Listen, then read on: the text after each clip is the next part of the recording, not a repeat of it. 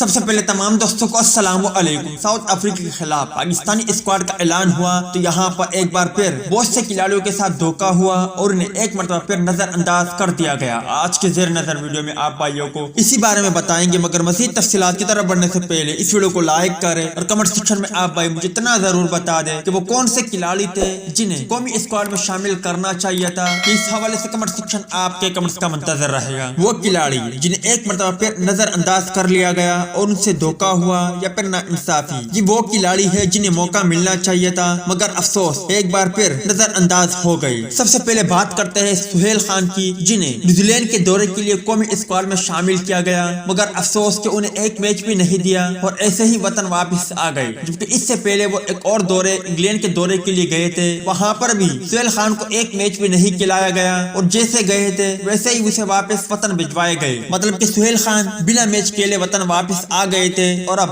جب South Africa کے خلاف پاکستانی اسکواڈ کا اعلان ہوا تو یہاں پر سمجھ نہیں آتا کہ کس بنا پر سہیل خان کو ٹیم سے ڈراپ کیا گیا، حالانکہ انہیں 2 مرتبہ انگلینڈ اور نیوزی لینڈ کے دورے پر قومی اسکواڈ میں شامل کیا گیا تھا مگر وہاں پر انہوں نے ایک میچ بھی نہیں کھیلا تھا۔ ہاں، پریکٹس میچوں میں انہوں نے اچھی بولنگ کا مظاہرہ ضرور کیا تھا، شاید اس بنا پر انہیں ساؤتھ افریقہ کے خلاف قومی اسکواڈ سے ڈراپ کیا گیا، جبکہ اس کے بعد کامران اکمل بھی ایک مرتبہ پھر نظر انداز ہو گئے، جنہوں نے 53 ٹیسٹ 157 ODI جبکہ 58 T20 میچوں میں 6871 رن بنا رکھے ہیں، جبکہ انہوں نے 454 ڈسمسل 2002 ورلڈ کپ کے ونر جبکہ T20 کرکٹ میں پہلے وکٹ کیپر کا اعزاز رکھتے ہیں، جنہوں نے اب تک 100 اسٹمپ کیے ہیں، انہیں نظر انداز کر دیا گیا۔ پاکستان سپر لیگ میں سب سے زیادہ رن بنانے کا اعزاز بھی کامران اکمل کے پاس ہے، سب سے زیادہ ڈسمسل کرنے کا اعزاز بھی کامران اکمل کے پاس ہے، جبکہ سب سے زیادہ سینچریاں بنانے کا اعزاز بھی کامران اکمل کے پاس ہے، مگر افسوس انہیں ایک مرتبہ پھر نظر انداز کر لیا گیا۔ اس کے علاوہ جن کھلاڑیوں کو نظر انداز کیا ہے ان میں شامل ہے جنید خان، عثمان خان شنواری، اسد شفیق اور اس کے علاوہ محمد عامر سے بھی بات کرنی چاہیے تھی اور انہیں بھی ساؤتھ افریقہ کے خلاف قومی اسکواڈ میں شامل کرنا چاہیے تھا۔ آپ بھائی مجھے بہتر طور پر کمنٹ سیکشن میں بتا سکتے ہیں کہ وہ کون سے کھلاڑی ہے جن سے دھوکہ ہوا اور جنہیں قومی اسکواڈ میں شامل کرنا چاہیے تھا۔ اپنی بہترین کھلاڑی کا نام کمنٹ سیکشن میں ضرور لکھیں۔